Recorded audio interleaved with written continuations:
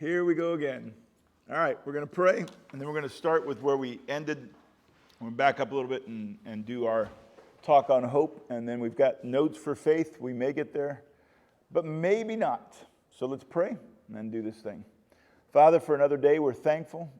Be with Kent and Heidi as they're in Alabama. Give them rest. May they enjoy. I know Kent's getting time with his tennis buddies from college, and he's meeting with some of his high school friends. So may that go well as they travel. Lots of driving, so be with them. May it be refreshing for them as they come back. For Victor today, as he preaches, give him peace. And then for us, our stories.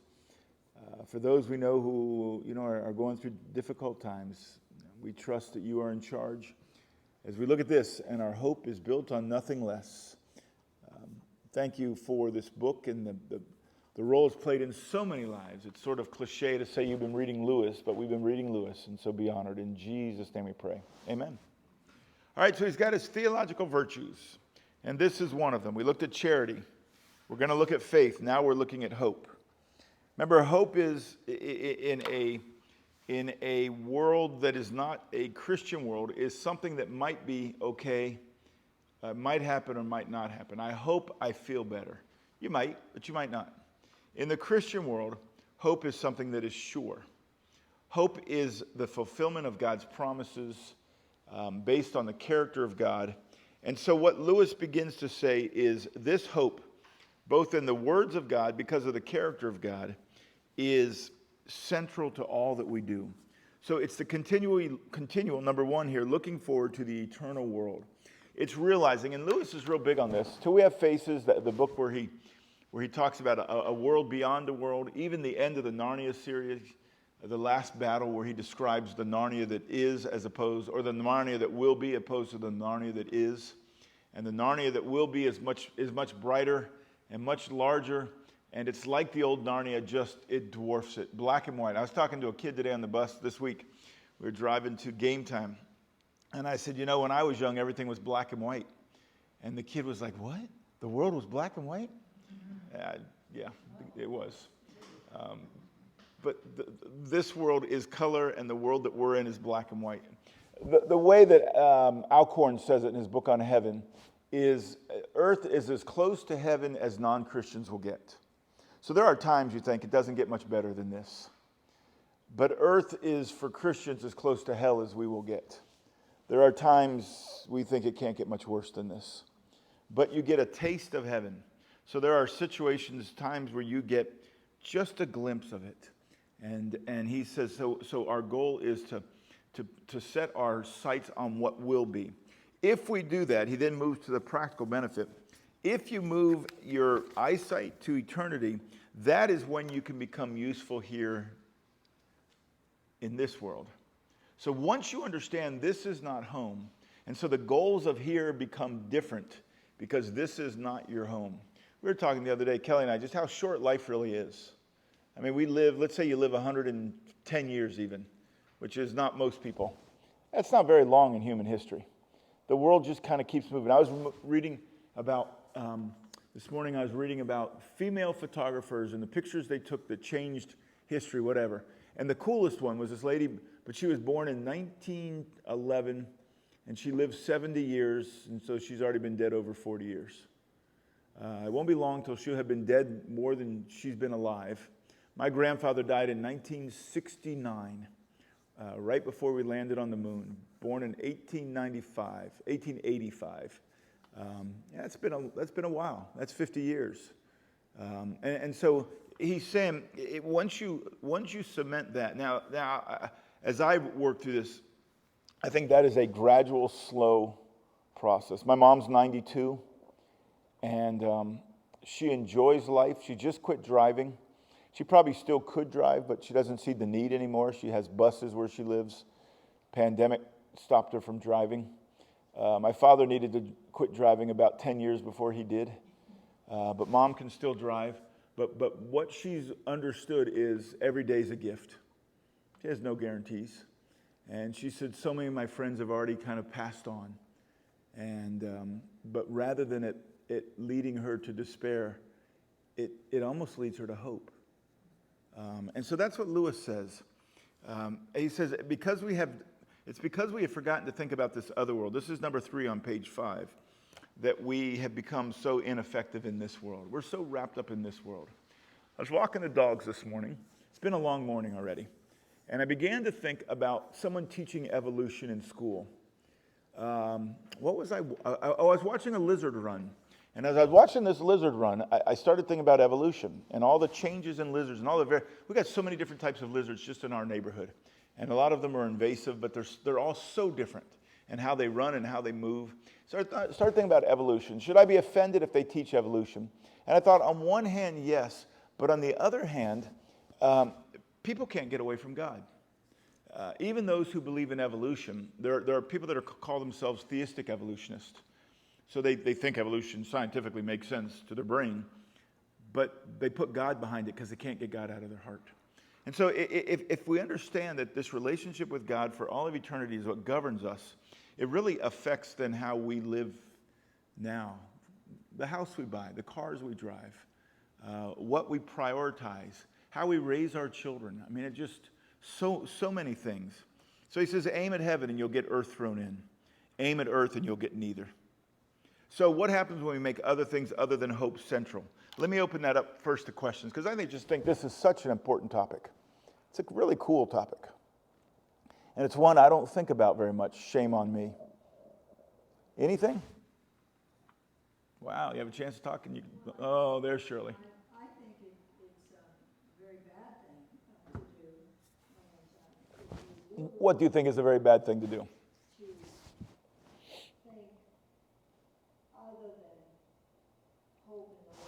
Okay. Faith in the Lord. Correct. These kinds of things. She's saying not having hope in the Lord is a bad thing to do. I come from a family of tremendous warriors. Mm-hmm. And that's almost a sin, right there. Not almost a sin. It would be a sin. Tremendous Yep. warriors.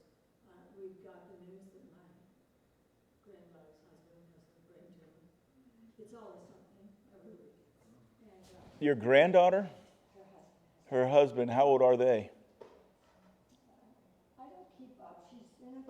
Okay, 30s. He's too young to be dealing with. She says her family's a bunch of warriors, and she just found out a granddaughter's husband has a brain tumor. But it's always something. So it's always something, she's saying. And we need to worry, but we shouldn't, because trust. We're Christians. See, there's an interesting statement. We need to worry? We need not. Oh, we need not worry. Because we're Christians. Yeah. And then, again, you use the word shouldn't. I don't think God gets angry at you if you worry. I just think he says, you don't have to. If you want to worry, like I told you I had these kids, we had custody of 6 children. And the one little boy, they just didn't eat regularly. And so when we'd eat breakfast, he'd always ask, what's for lunch? He was always working a meal in advance.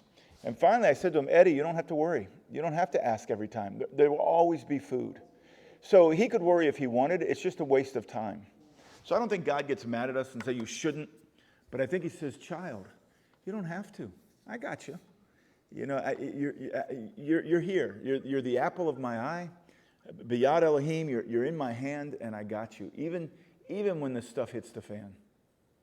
So when you worry, rather than beat yourself up, I think you go and say, I don't have to do this, do I? And he says, no, you really don't. Yeah, Jerry. One thing that's stuck with me for many years, for those who are older among us, they would remember Bill Gothard. Yeah, she's talking about Bill Gothard.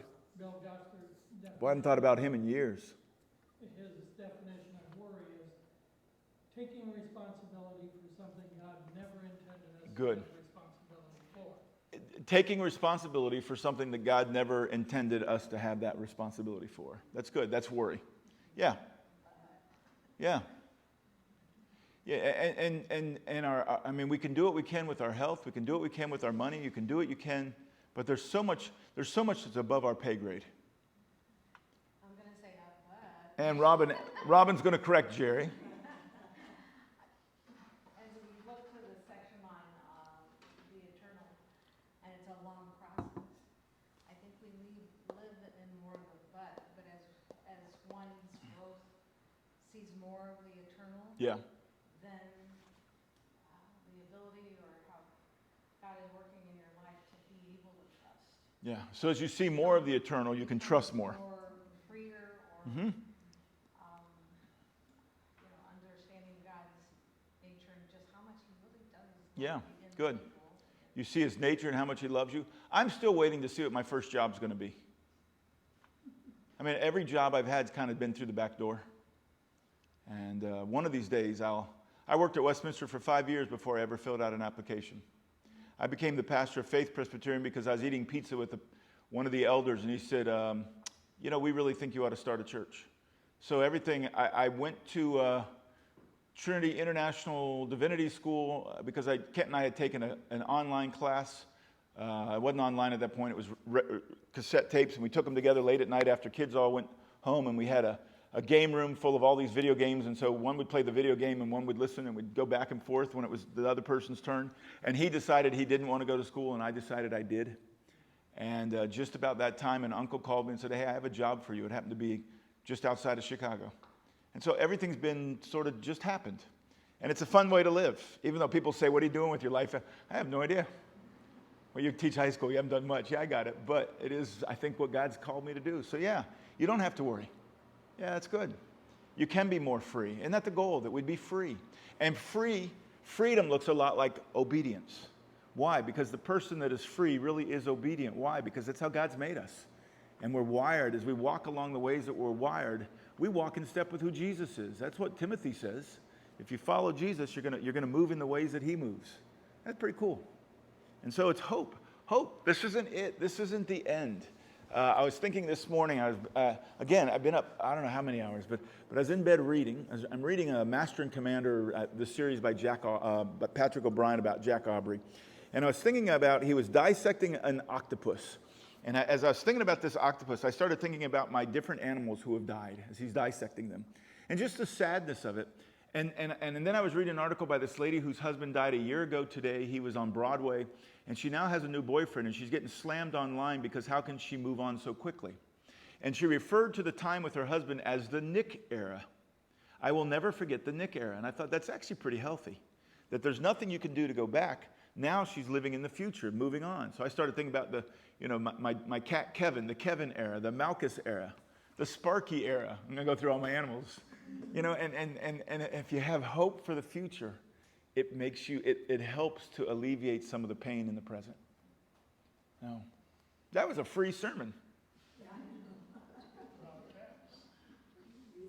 All we need is an offering. We'll do the Kendall offering. It's not real. We'll just do it all online. We're not passing a plate. All right. When we make other things other than hope central,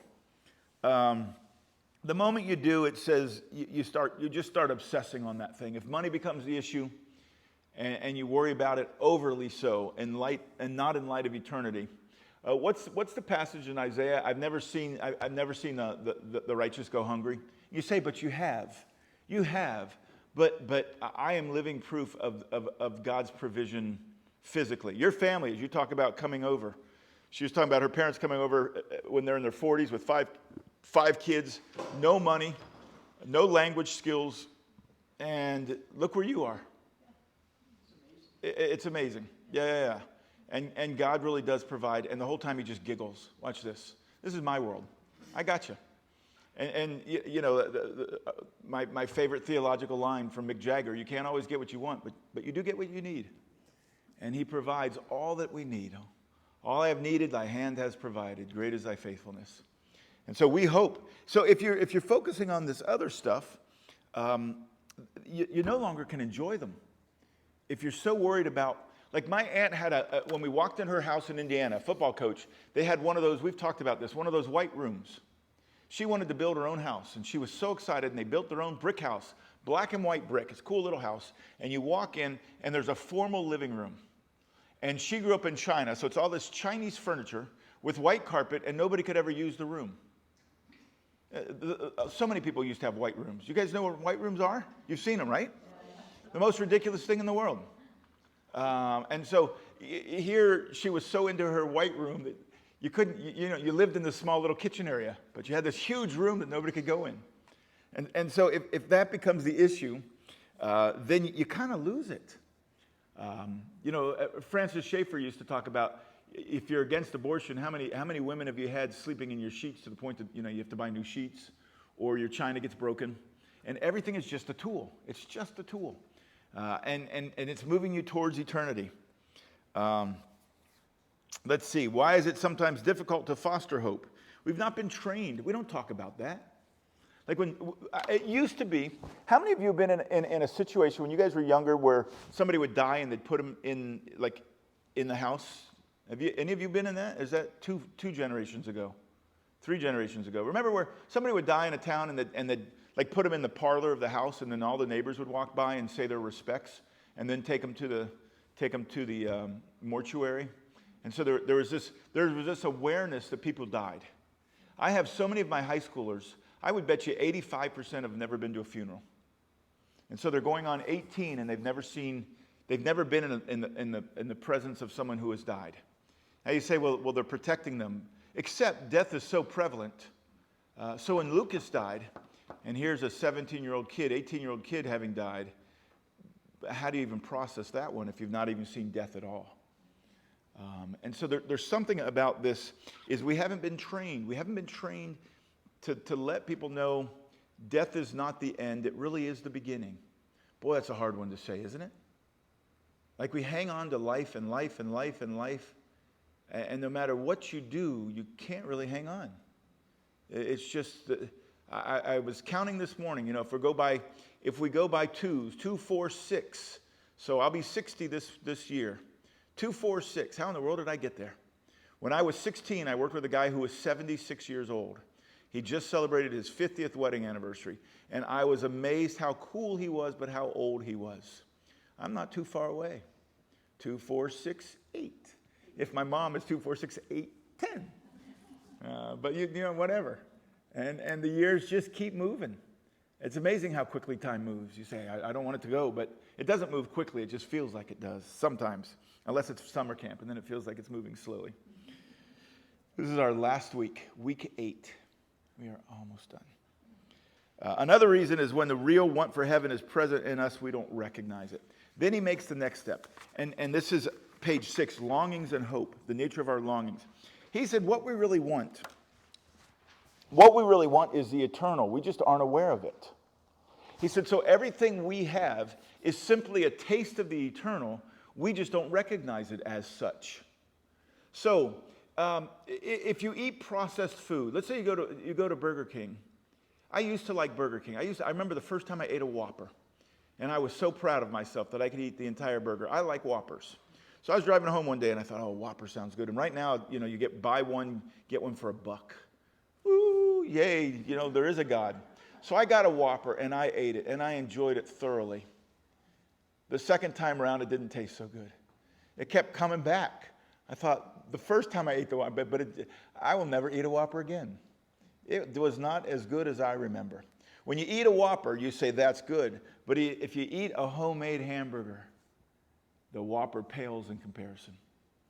And so if you eat processed food, those little trays, when I was a kid, you'd get those little, early versions of the microwave frozen dinners. And I thought they were great, but you look at them now and you're like, that's horrible. But it is food. And so what we're eating now is food, but the food in eternity is going to be so much better. Will we eat? I think so. We have bodies. You don't always eat because you have to. You eat because you want to. The water we drink. You ever had I used to go to Miami Christian College, and they had a water fountain that was sulfur. And you'd drink it, and boy, if you were thirsty, you'd drink it, but you'd hold your nose because it smelled and tasted like eggs. And then you get really good, clear, non-bottled water. Man, is that good. So what he says is we're not trained for this. We don't recognize the sign. We're not trained. We don't think about it. And then when we get glimpses of it, we don't recognize it. So I was with my kids at dinner one night, and all 3 of them, they're all grown, 28, 26, 24. And so we're all eating dinner, and there's Reed with his 3 children, grown children. And I thought, it doesn't get much better than this. This is pretty cool. Because how many chances you get to do this as your kids get older? Everyone's got a life. And that was a taste of heaven. That just enjoy. But this is just the beginning.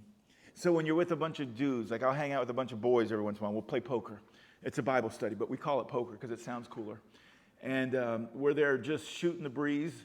and enjoying each other's company thoroughly, and I think this is a taste of heaven. I'm not sure, we'll be smoking and drinking as much. Shh, you didn't hear that. But man, it's so good. And so you get taste of that. And he said, so everything we get that's like that is just a reminder it's so much better. Our relationships are good, but in heaven they'll be better. The earth right now is good, but in heaven it will be better. Remember, I think new heavens and new earth is not brand new, it's reconstituted. It's a 65 Chevy convertible Mustang that's been totally restored. It will be that. I think we'll be visiting the planets. I think we've got a solar system to explore. It'll be an earth without hurricanes and earthquakes and wars. I think we'll have certainly the different races. I think that's part of God's glory. And it's going to be renewed. And so Revelation ends with us in Eden once again. It's just a city that has no limits. Will the earth be bigger? I don't know. I don't know how all this works. Except I trust an evolutionist would look at me and say, or a postmodernist, even though we're beyond that, would say that's just crazy thought. Escapism is what he said. But I'd say, no, that's reality. And that's really what you want. Think of all these movies that are post-apocalyptic. Walking Dead. I was watching a scene in Walking Dead this week, just because there's this little girl that gets killed in it. She becomes a zombie.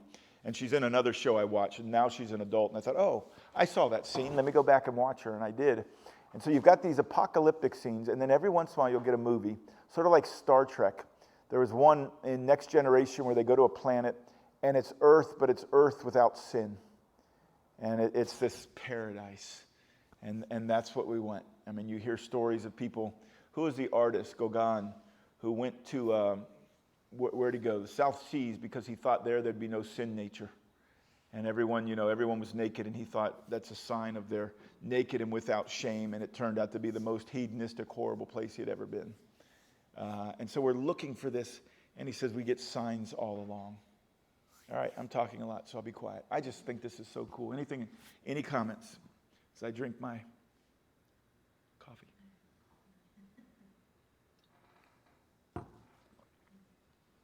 All right, so we have these longings, and he says there are three ways then that people deal with these. These are caricatures, but this is helpful. Here's what he calls the first way, the fool's way. He puts the blame on the things themselves. So he says everyone's got these longings. So you're in a relationship, well, it could always be better. You eat, but you're never satisfied. You ever get hungry, but nothing sounds good? You can't decide what to eat. And you think, maybe I'm really not hungry. But you really are maybe hungry, but you can't figure it out. That's sort of earth. You just can't quite get what you're looking for. That's a U2 song. Go ahead, sing it. Still haven't found what I'm looking for. See, that's pretty cool, because that really is a biblical theme. That we're never quite at rest, but we are in rest because we are at rest in Christ. Relationally, we're in rest, but there's still, it's the already but not yet. We've got our salvation, but we don't have our salvation. This is kind of what we talked a couple weeks ago about where pride and satisfaction. Do we strive to better ourselves and not be satisfied with where we are because, like, we can get an education and get a better job, but when does that become corporate climbing and You got it. and then you have this hope that kind of intertwines with that. Mm-hmm. It's like a symphony of these attributes that how they come together and how they affect one another. It's not just Come pride in together yourself and hope in another right self. now. So she's saying, on the one hand, you want to better yourself. On the other hand, there's eternity, and that it all mixes together into this primordial soup. Yeah, but there's nothing wrong with education. The question would be, why'd you get your education? So I got my education. You know why I got it? I really didn't care that I ever got the degree. Mine was because I was a pastor of a church, and people were asking all these questions. I didn't have answers. So mine was this existential desire to figure things out. And getting the degree was just because once I started it, it wasn't pride. It was just like, I got to finish. It's like if I start a book, I feel like I have to finish the book. It took me forever to get it done, but I did get it done. But it was for, like, no one calls me by that name unless they're teasing me. And so, but for different people, let's say climbing the corporate ladder is one of the things you mentioned. For some people, somebody's got to be president of the United States. Somebody's got to be president of corporations. So for different people, that will be different. So somebody may be the president of a huge company, and the motivation was just horrible. Somebody else may be president, and it was just the right thing to do. And it's not my position. Somebody may make millions a year. I have a friend who was the CEO of Royal Caribbean. And every once in a while, I would see what his pay structure was for the year. Our kids played soccer together. I mean, he would make more in 2 weeks than I'd make in a year. And so be it. I mean, it is what it is. And his choices were good. And finally, he's left the company. I haven't talked to him in a while, so I don't know why. But I figure at some point, maybe that gets to you. And mine doesn't really get to me. But he can take a vacation, on a big yacht, and I can't. So everyone's dance is a little different.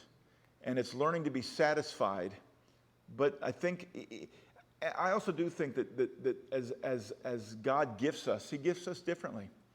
And some of those giftings in our culture pay better. And that's not bad. All right, so here's the first way, the fool's way. The problem is not the desire. The problem is all the stuff that you're desiring. It's their fault. Like if I buy a car, that's a cool car, but there's a better car. If I have a house, I can get a bigger house. If I have this, I could have that. If I have this job, that's a good job, but here's a job I'd really like. If I have the corner office, that's pretty cool, but I want one with a view of the city. Oh, I want one with a view of the ocean. Oh, wait, I want the whole floor. I mean, so what he says is you're not satisfied because you keep, the longing you have for eternity, you keep trying to fill it out with something that's only partial. And so he talks about another woman, more expensive holiday, and he thinks he would catch the mysterious something we're all after. So his argument is that really we all have the same desires. Non-Christians have really the same desires we do. They're looking for intimacy. They're looking for meaning. They're looking for love in all the wrong places. They're looking for these things, but if you reject who God is, unfortunately, your path is going to be much more difficult. So I was reading, who was I reading about? Oh, Julia Roberts has become Hindu. And they were talking about the religious worlds of all these people, and she was saying her Hinduism has given her incredible peace and joy. After her movie Eat, Pray, Love, I've not seen the movie, but something she did several years ago, and maybe, I mean, who am I to say?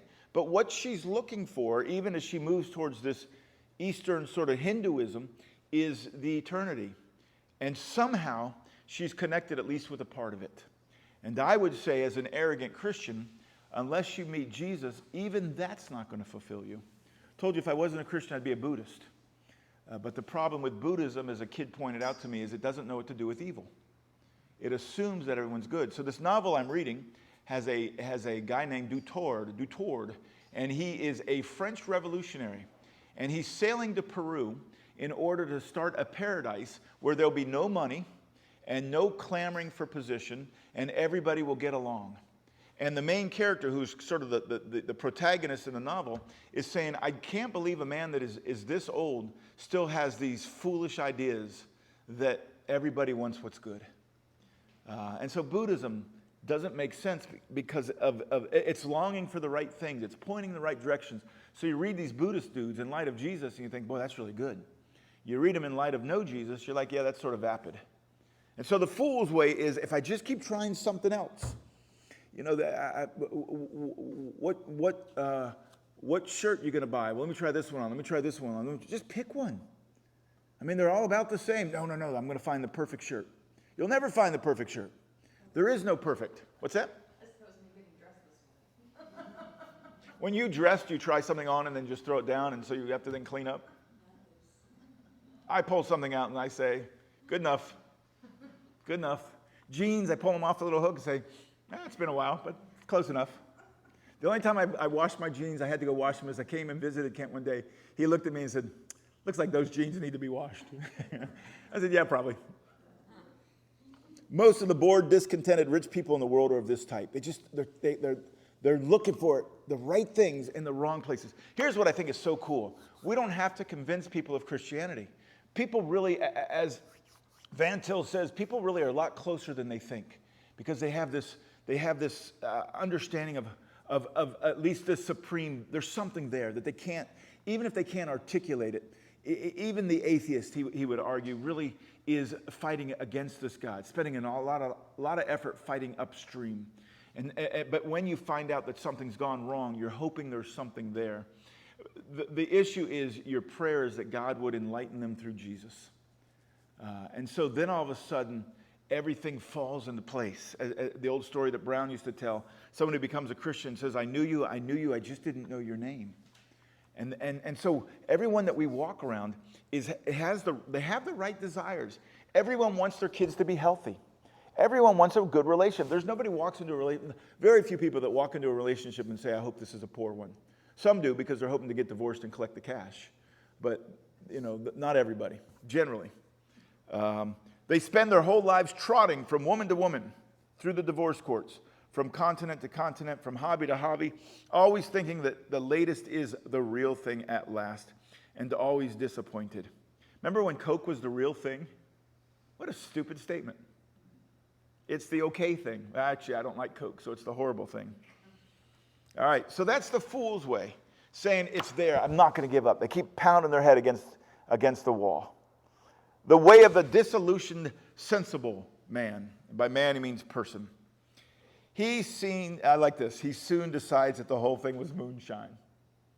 What he argues is you get to the point where you've tried everything and nothing works, and you just say, none of that's going to give me meaning anyway.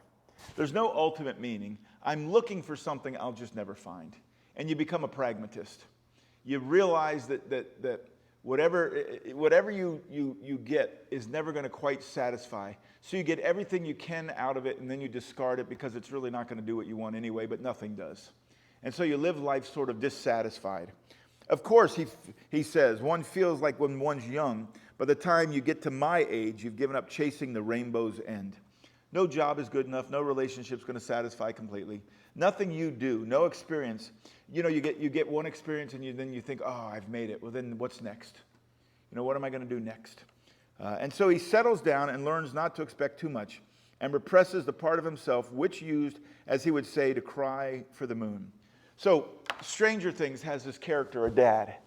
And the mom and the dad is always just sleeping or reading the paper, and his kids come in, they're high school age, and he never knows where they are. It takes place in 1983. Never knows where they are, and he always asks his wife, where are the kids? And his monotone is like this. And the mom at one point, the mom is like this middle-aged woman who's hoping she's younger. And so she's always putting on makeup and going to the community pool that's in Indiana and flirting with the lifeguard and trying to be this young woman who's now got children who are the same age as the lifeguard. So there she is, and she has this conversation with her daughter. Her daughter gets fired, and they're sitting on the kitchen counter. And she says, when you get to be my age, the world is very tough, Nance. Nancy's the daughter. And she said, people will throw all these things at you. And then she said, and then she stopped, and she said, some people just give up. And I thought, that's it.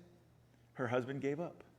And so all he does in this show, it's fascinating, is he just sits on his lazy boy.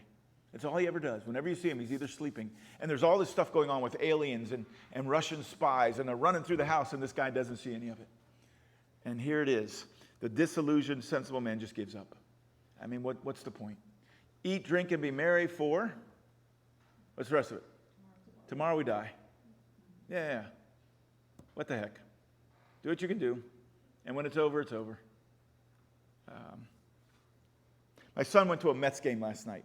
And he sent me a picture. He said, this is the first game I've been at with full capacity in over 2 years. And I said, it sounds like a lot of fun. And so you enjoy that for what it's worth, but that's not the end. I mean, he was so excited to be there. He's an extrovert, so he just loved having all this energy. They got killed, though, 10-3. They just destroyed. So if you are a Mets fan, oh well. He settles down, 3, learns not to expect too much, and represses the part of himself which used, as he would say, to cry for the moon. You used to say, this is what I want, but now who cares?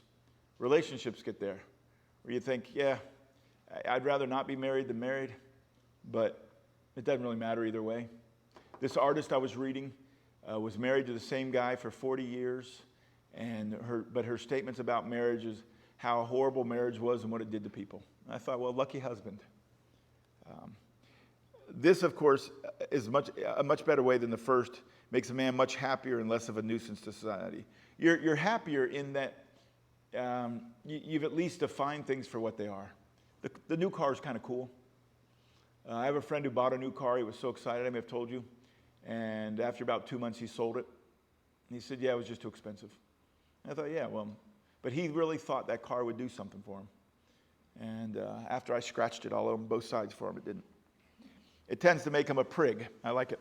He is apt to be rather superior toward what he calls adolescence, but on the whole, he rubs along fairly comfortably. That is, he might look at people and say, yeah, you just wait. There was a couple at our family reunion. We had 5 generations there. And there was a young couple. He was only 18, she was 18, and they're expecting a baby. He's in the Marines. They started young. And they said when they were in line to go to something, they were there kissing. And the older couples were saying, yeah, you can tell they're newlyweds. They still kiss each other. And I thought, well, that's too bad. So you kind of just, yeah, life just goes on. It is what it is. It would be the best line we could take if man did not live forever. So if you're going to die, you just get the gusto from whatever you can. Hopefully you find something you like. You as guys get older, they become avid golfers. At least you got something. You collect cars. I have a friend who's gotten into collecting cars. And he's got some sweet cars. I was thinking about it the other day. He must have a huge garage. Every day I'll see him. He's got at least 5 cars. I had 6 for a while there, but I don't have a huge garage. And so you find something. But supposing infinite happiness really is there, he's saying, but what if those longings really can be fulfilled?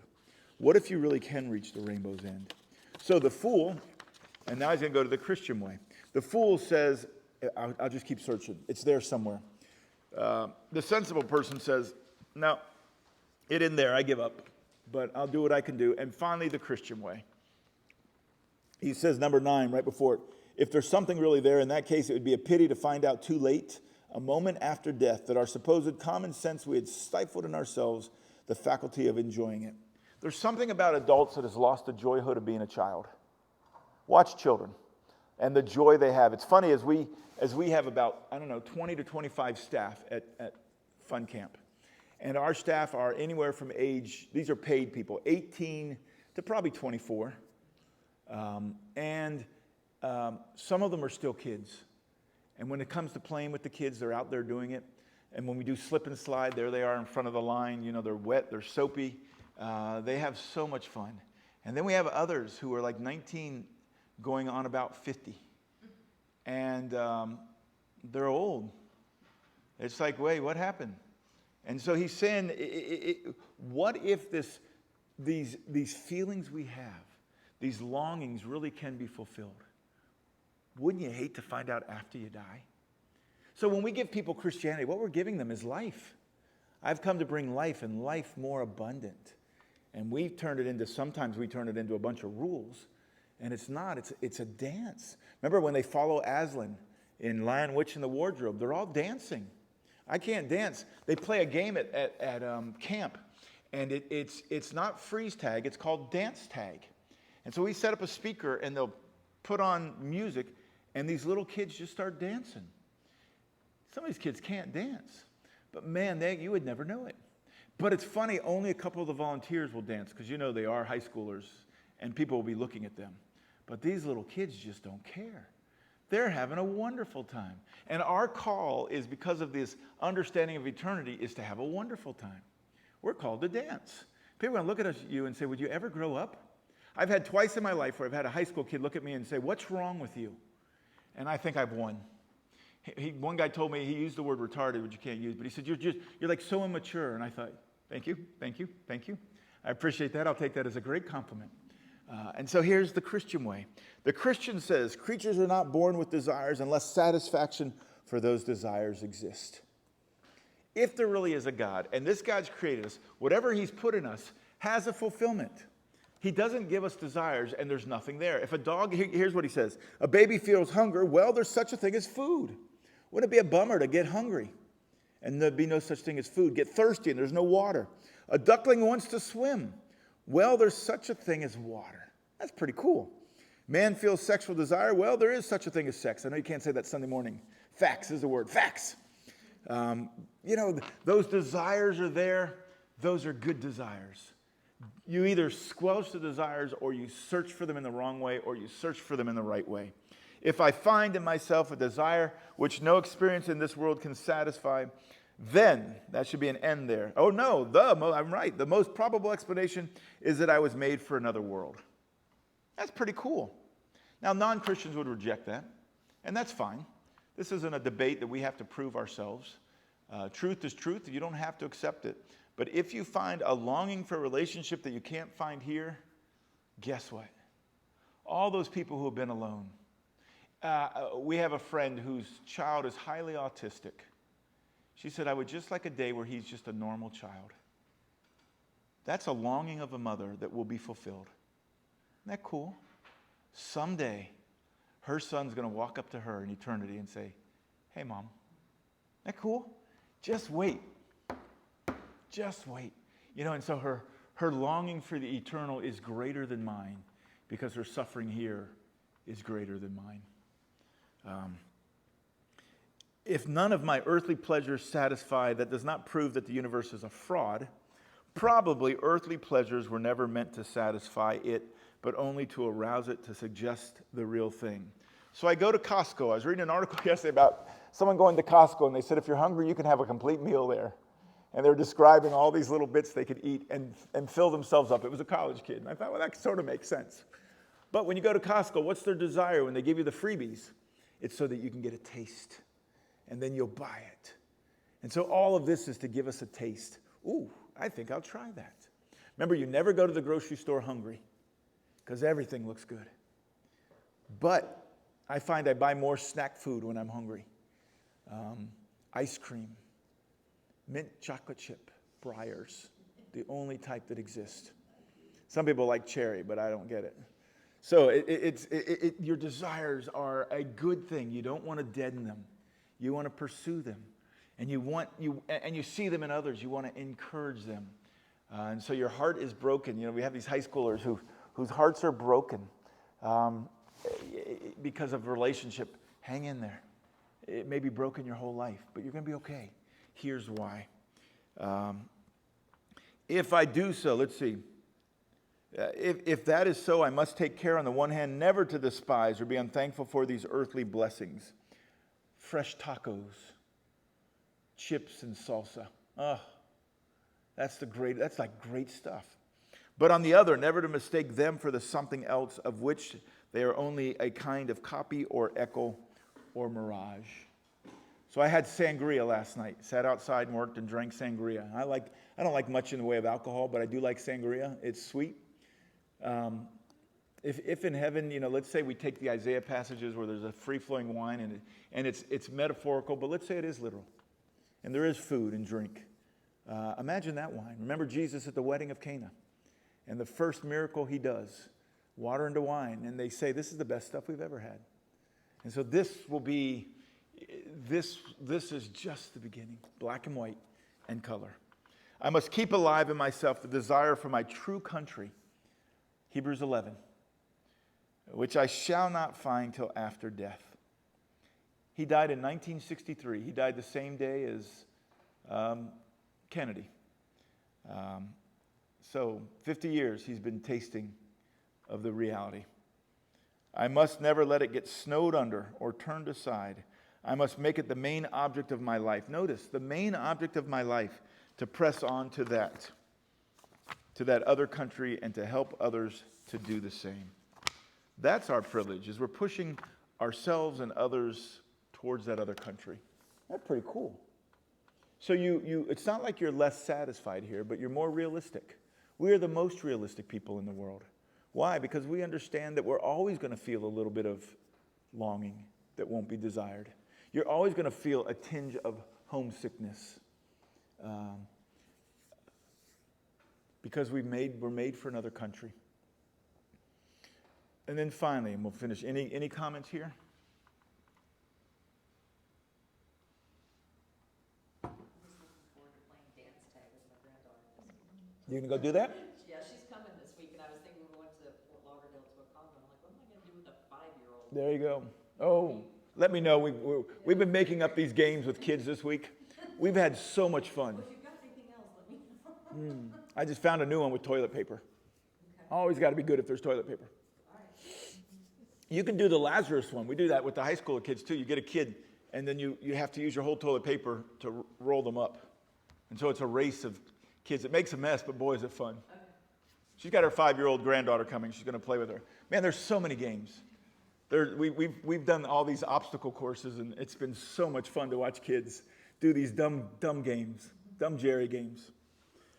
All right, when people make fun of the Christian emphasis on hope. So people look at you and say you're an escapist, boy, that you're living in a dream world. I can't believe you're doing this. There's no need to be worried by facetious people who try to make the Christian hope of heaven ridiculous by saying they do not want to spend eternity playing harps. Well, I don't either. Like when we give this picture of what's heaven going to be like, you're sitting on a cloud playing a harp, where the heck did that come from? That sounds despicably horrible. Or you're going to be in church all the time. That sounds worse. The Puritans used to have church for almost 12 hours a day. Can you imagine being a kid growing up in that thing? Maybe it was more fun. They'd stop and eat, so maybe it'd be a potluck dinner. I don't know. But potluck dinners, when I was a missionary kid and we'd go to these potluck dinners, you'd always get chicken casserole. Every place you went, there was chicken casserole. So no more chicken casserole. So you don't have to worry about people who say, well, you're going to play harps. People make fun of you. That's all right. The answer to such people is that they cannot understand books written for grown-ups. Whoa, that's a good response. They should not talk about them. I was reading online this week the best comebacks. People would say stuff and there'd be these good comebacks, and this would be one. Man, this material is for grown-ups. That's really good. That we're entering life facing it directly. As this variant Delta strain, whatever, is beginning to take off, and COVID numbers are again rising. We put our masks on and we take the gloves off. This is grown-up stuff. We enter in. We don't pretend like everything's getting better. So you go to the Mets game and maybe that's fine, but you don't pretend like, we're past the pandemic. You enter into the pain of life. It's Christians who are doctors, and it's Christians who are attorneys and divorce attorneys even. And I have a couple kids that work neonatal, and they're young kids, and they're neonatal nurses. And I say, I don't know how you do this.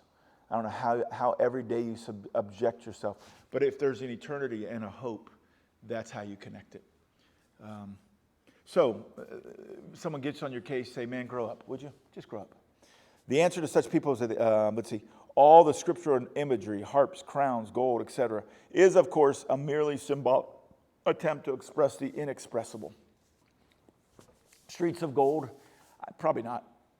Mansions? Well, it never says mansions. That's like a horrible mistranslation. But you get the picture.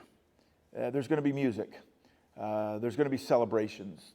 The greatest, gold, the greatest, whatever it is that God's got. It's going to be a wedding party that just never ends. That's why the Jews would do it for 7 days. They're trying to get a glimpse of eternity. Musical instruments are mentioned because for many people, not all, music is the thing known in the present life which most strongly suggests ecstasy and infinity. We tell high school kids, you got to find your place. If you're an athlete, you're automatically in. But if you're not really an athlete, become a musician. Because if you're a musician, you're automatically cool. Just play your saxophone one time in public and you're good.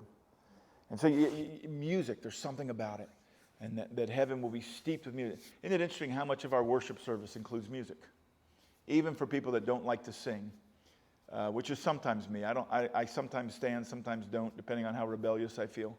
But I like music. And when I drive, I listen to music. So this morning was a We the Kingdom concert. And because you know We the Kingdom? Look, it gave me that look. It's a Dutch band. They do polkas. It's not. When we go on our retreat this year for the kids, they're going to be this band that comes. And they're really good. So look up We the Kingdom. In fact, the little kids sang it. Kendall Christian did a concert or something, and they sang We the Kingdom song. And Kent recorded and sent it to me.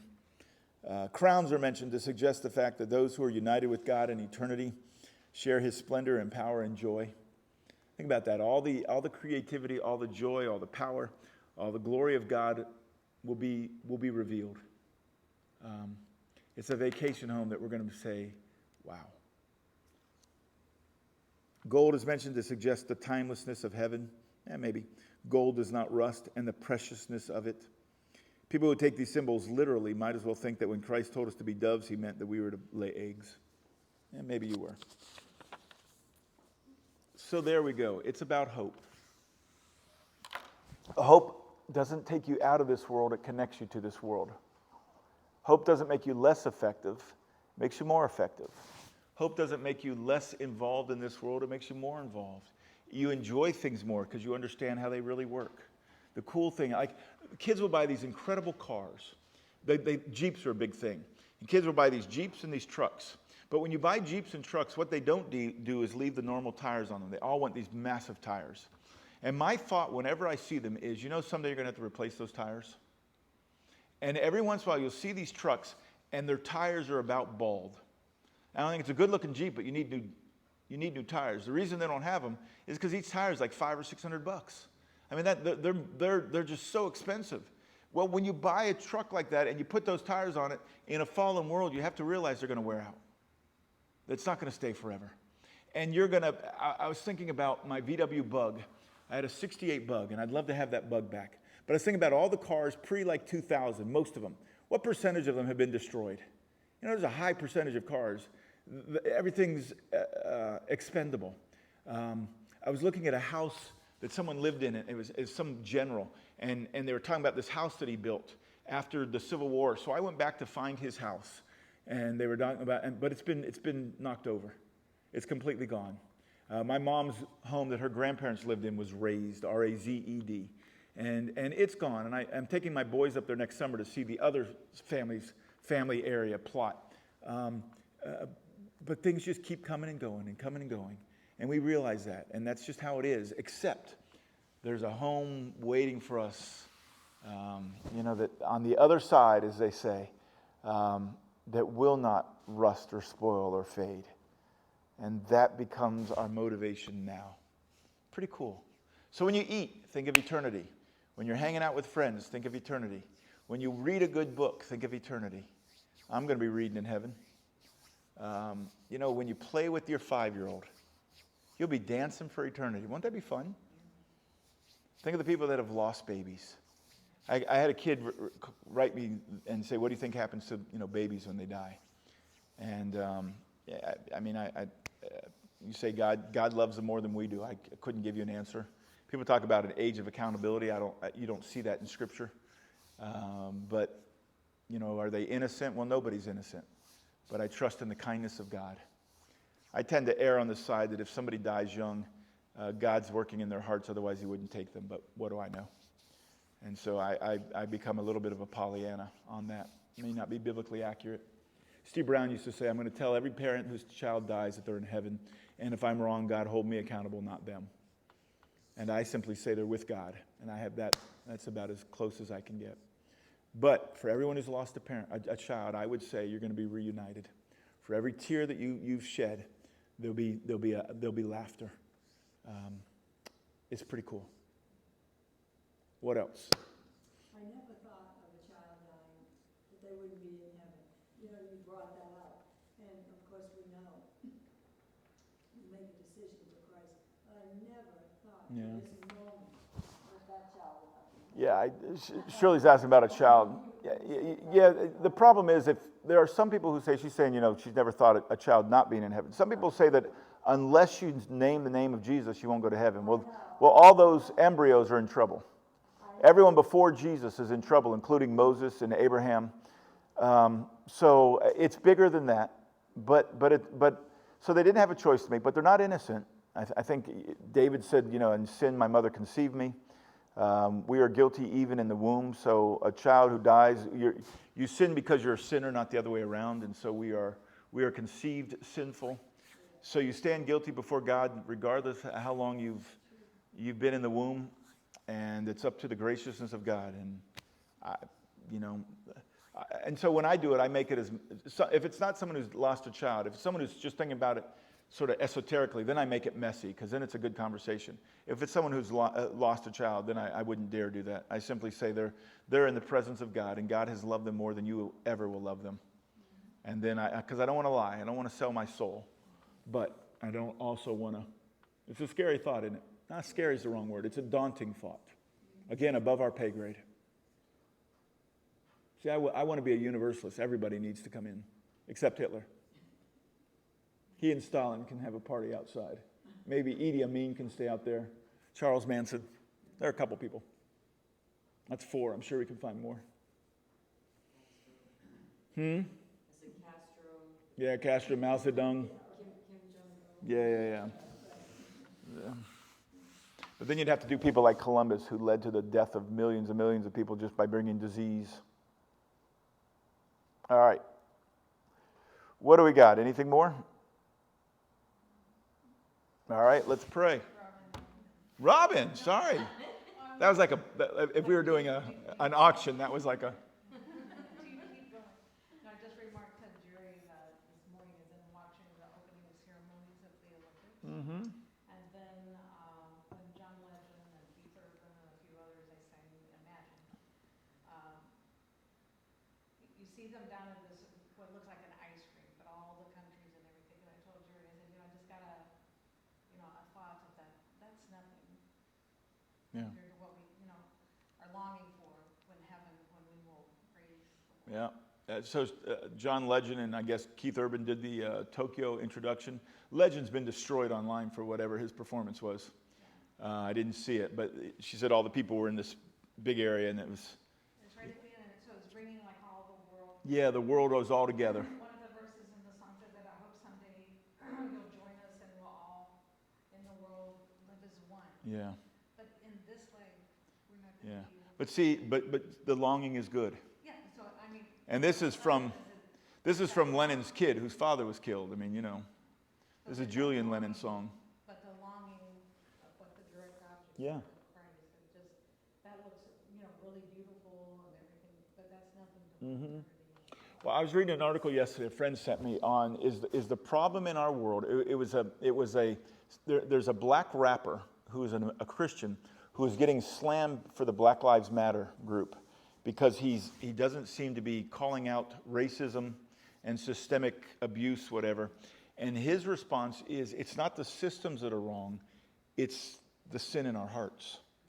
And so with these guys, they've got the right awareness of unity, but they have the wrong picture of how you get there. Same with this guy, the African-American rapper's trying to say, you can't fix the system until you fix the heart. And so again, the right desire, the system needs to be right. Can't we all just get along, Rodney King? And the answer is no, we can't until Jesus is lifted up. Same thing that Martin Luther King did teach. What would he teach? It's a matter of the heart. Yeah. So he really did, that's good. He really did teach sin. I have to go back, because I hadn't thought about that in those two sort of binary. And so Luther was pretty clear on the heart. I want to go back. I'll go back and read his speech later today. You watch King's sermons online. Yeah, I've watched some of them, but I've watched them more for the imagery than anything. Just the way that he gets going. Pretty cool. I think sometimes we have a sense of apathy as Christians because we can't change hearts. So we get kind of caught up in this, what is our responsibility then? Because we can't change hearts, but we still have to act. We still have to make impressions. The Lord uses us to change hearts. We're not doing the changing. So, we can't just sit back and say, well, it's not really my responsibility. Well, what would Reverend Keller say? What's his final line? A final line in his benediction. Does it every week. Live the life. That's it. Live the life. And that's what we do. Yeah. That was for you, Kent. So I think it's dangerous to have that sense of apathy. I think we really Yeah. need to be engaged and keep And we have another apathy in that sometimes we talk about the elect, and if God wants them, he's going to get them, so it's not our job. Yes, ma'am. No, I was just saying, what she had mentioned is that live the life. And if my people who are called by my name, more in America and what's going on, if we as believers did live the life. Yeah. would it- It's a very attractive life. They talked about early Christians that on the one hand, people didn't like them because they were Christians, but on the other hand, they were attracted to them because of their kindness and service towards humanity. And so they don't have to agree with us. They will not agree with us, but they won't be able to write us off either. You're all right. But they will always ask you to pray for them. Yeah, isn't that wild? The whole Yeah. world will call me and say, will you pray for so-and-so? Yeah. Reverend Shirley gets called on to pray. Well, because we have the direct line. Or that's what they think. That's it. But Shirley, wait. Shirley's making fun of the direct line. You realize you do have the direct line. You realize right now you are in the very holy of holies. You are in the very presence of God. And every prayer you offer is to God like the most important prayer he has ever heard. So you do have the direct line. All right, just so you're convinced of that. All right. Let's pray and get out of here. Shirley, you want to pray? Shirley's praying. You may not hear it, but it will be good. Turn the mic up. No, I'm going to repeat every word you say. Heavenly Father, I just thank you for this day and for this time that we can freely be together and to study your word, to even study mere Christianity, to know more about you because you are the whole thing. You are every prayer, our every thought, our every need, and you provide for us in the most wonderful way, no matter what. So, Father, thank you for this time, and thank you for Jary, who comes to teach us faithfully. And thank you for this church. Father, be with us today and in the days ahead. So we ask you in Jesus' name. Amen. Amen.